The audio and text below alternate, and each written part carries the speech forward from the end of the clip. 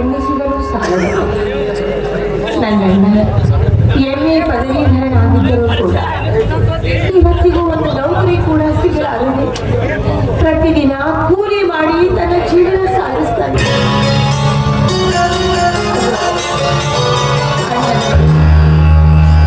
ಈ ಮನೆತನದ ಜವಾಬ್ದಾರಿ ನನ್ನ ಜವಾಬ್ದಾರಿ. 10 ವರ್ಷಗಳಾದರೂ ಕೂಡ ನನ್ನ ತಂದೆ ಒಂಟಿಯಾಗಿ ಜೀವನ ಸಾಗಿಸ್ತಾ ಇದ್ದಾರೆ. ಆದಷ್ಟು ಬೇಗ ನನ್ನಣ್ಣನಿಗೆ ಒಂದು ಒಳ್ಳೆಯ ನೌಕರಿ ಸಿಗುವ ಹಾಗೆ ಮಾಡಿ ನನ್ನ ತಂದೆಗೆ ಆಯುರಾರೋಗ್ಯ ಭಾಗ್ಯವನ್ನ ಸಂತೋಷವನ್ನ ಕಲ್ಪಿಸಿಕೊಡುತ್ತಂತೆಯೇ ಕಲ್ಪಿಸಿದೆ.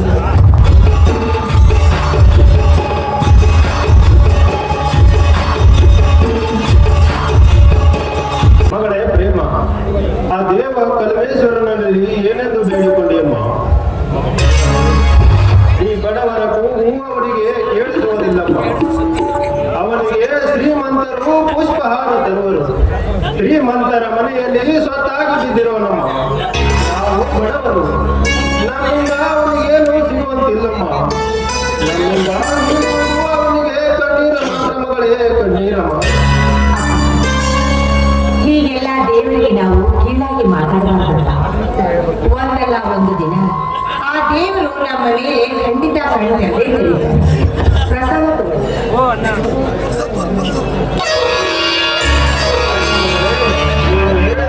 ಪ್ರಸಾದ ತೆಗೆದುಕೊಳ್ಳುತ್ತೇನೆ. ನೋಡು ಮಗಳೇ, ನೀನು ವಯಸ್ಸಿಗೆ ಬಂದ ಮಗಳು. ನಿನಗೆ ಬೇಗ ಮದುವೆ ಮಾಡಿ ಮುಗಿಸಬೇಕೆಂದರೆ ನನ್ನ ಕೈಯಲ್ಲಿ ಕಾಸಿಲ್ಲಮ್ಮ. ನಿನ್ನ ಮದುವೆ ಹೇಗೆ ಮಾಡುವುದಮ್ಮ ನನಗೆ ಒಂದು ತಿಳಿಯದಂತಾಗಿದೆ. ನೋಡು ಮಗಳೇ,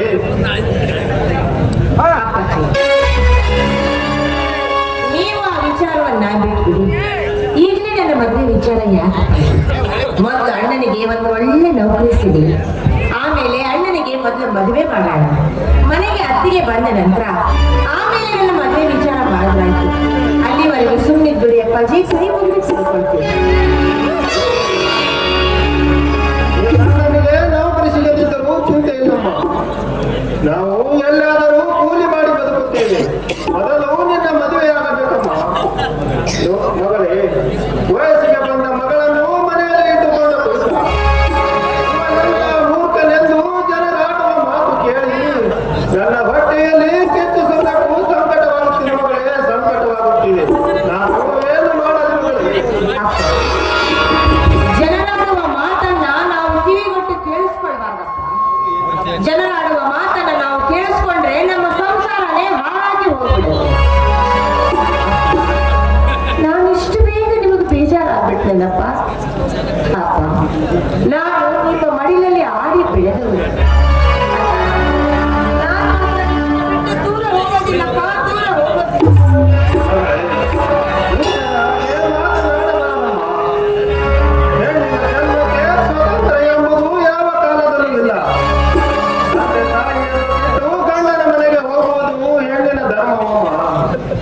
ನೋಡು ಮಗಳೇ, ಒಂದಲ್ಲ ಒಂದು ದಿನ ತಂದೆ ತಾಯಿಯನ್ನು ಬಿಟ್ಟು ಗಂಡನ ಮನೆಗೆ ಹೋಗಲೇಬೇಕಮ್ಮ.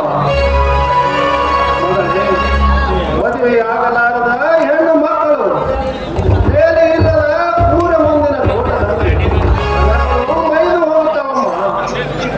ಅದರಂತೆ ಹೆಣ್ಣಿನ ಕೊರಳಲ್ಲಿ ತಾಳಿ ಇಲ್ಲದನ್ನು ನೋಡಿ ಕಂಡ ಜನರು ಕಣ್ಣು ಹಾಕುವರಮ್ಮ. ಮಗಳೇ, ನೀನು ಬೇಗ ಮದುವೆ ಆಗಲೇಬೇಕಮ್ಮ. ಮದುವೆಯಾಗಿ ಗಂಡನ ಮನೆಯಲ್ಲಿ ಮುತ್ತೈದೆಯಾಗಿ, ಚಿಗುರಾಗಿ, ಮಿಡಿಯಾಗಿ, ಕಾಯಿಯಾಗಿ, ಹಣ್ಣಾಗಿ ಬಾಳಬೇಕಮ್ಮ. ನಿನ್ನ ತಂದೆ ಕಣ್ತುಂಬ ನೋಡಿ ಸಂತೋಷ ಪಡಬೇಕಾಗಿದೆಯಮ್ಮ. ಸಂತೋಷ ತಿಳಿದವಳಾಗಿರುವೆ ಮಗಳೇ. ಅಪ್ಪಾಜಿ, ರೋಗ ಬಂದರೆ ಔಷಧ ಕೂಡ ತಗೊಳ್ಳೋದಕ್ಕೆ ನಮ್ಮ ಕೈಯಲ್ಲಿ ದುಡ್ಡಿಲ್ಲ. ಹೀಗಿರುವಾಗ ನಮ್ಮಂತಹ ಬಡವರಿಗೆ ಮದುವೆ ಆಗೋದು ಹೇಗಪ್ಪಾಜಿ? ಎಲ್ಲಿ ಹೋದ್ರು ಕೂಡ ವರದಕ್ಷಿಣೆ ವರದಕ್ಷಿಣೆ ವರದಕ್ಷಿಣೆ ಎನ್ನುವ ಭೂತ ಬಡವರ ಬೆನ್ನ ಹತ್ತಿ ಬೇತಾಳದಂತೆ ಆಟ ಆಡ್ತಾ ಇದೆ. ಹೀಗಿರುವಾಗ ನಮ್ಮಂತಹ ಬಡವರು ಮದುವೆ ಮಾಡ್ಕೊಳ್ಳೋದಾದ್ರೆ ಹೇಗೆ ಸಾಧ್ಯ ಆಗ್ತದೆ? ಹೇಗಾದರೂ ಮಾಡಿ ನಿನ್ನ ಮದುವೆ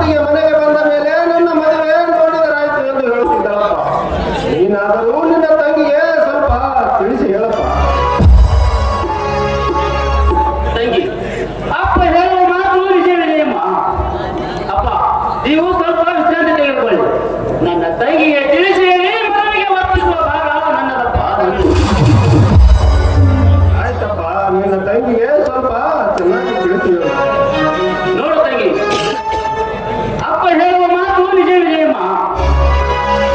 ಆದಷ್ಟು ಬೇಗ ನಿನ್ನ ಮದುವೆಯಾಗಬೇಕು. ಒಂದು ಕಡೆಗೆ ನೋಡಿದರೆ ಬಡತನದ ಚಿಂತೆ, ಇನ್ನೊಂದು ಕಡೆಗೆ ನೋಡಿದರೆ ತಂಗಿಯ ಮದುವೆಯ ಚಿಂತೆ. ನಾವು ದೊಡ್ಡ ಸೇರಲಿಯಮ್ಮ ಒಂದು ದೇಹದಂತಾಗಿದೆ. ನಮಗೆ ಬಡತನವಿದೆ ಎಂದು ನಿನ್ನನ್ನು ಮನೆಯಲ್ಲಿಟ್ಟುಕೊಂಡು ಕುಳಿತುಕೊಳ್ಳುವ ಕಾಲ ಇದು ಅಲ್ಲಮ್ಮ. ಹೇಗಾದರೂ ಮಾಡಿ ಇನ್ನೊಂದು ನಮ್ಮ ಮನೆ ಮಾರಿಯಾದರೂ ಕೂಡ ನಿನ್ನ ಮದುವೆ ಮಾಡಿ ಮುಗಿಸಿದ ತಂಗಿ. ನೀನು ತಿಳಿದವಳು, ವಿದ್ಯಾವಂತಳು, ನಿನ್ನ ಕಾರ್ಯವು ಬೇಡಿಕೊಳ್ಳುತ್ತೇನಮ್ಮ.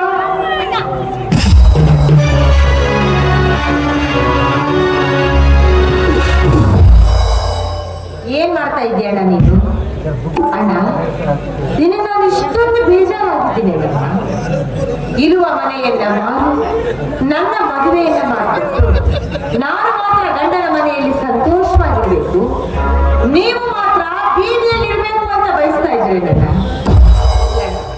ಇದು ಮಾತ್ರ ಯಾವ ಕಾಲಕ್ಕೂ ಸಾಧ್ಯ ಇಲ್ಲ. ನಾನು ಅದನ್ನ ಬಿಟ್ಟು ಹೋಗೋದಿಲ್ಲ.